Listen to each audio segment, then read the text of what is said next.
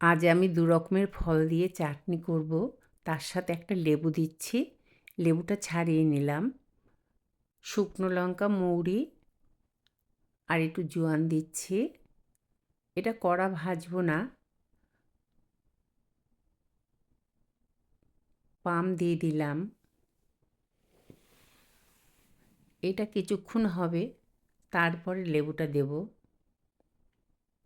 এটা সর্ষে, শুকনো লঙ্কা ফোড়ন দিয়েও করা যায়, পাঁচ ফোড়ন দিয়ে করা যায়, আচার বানানো যায়।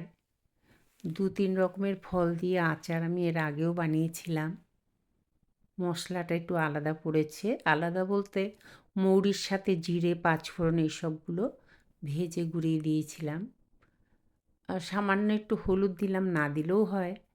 চাটনি করছি যেহেতু হলুদ দিলাম একটু। এর মধ্যে কিন্তু একটুও আমি জল দিইনি, আর জল পড়বেও না, এমনিই জল বেরোয়। এই লেবুগুলো তো খুব রসালো, লেবুর রস। পাম এর তোমার একটু সিদ্ধ হলেই জেলি টাইপের হয়ে যায়।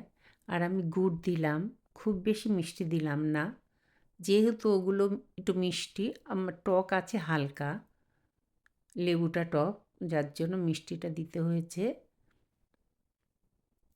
বিট নুন দিয়েছি, ভাজা মশলাটা দিয়ে দিলাম।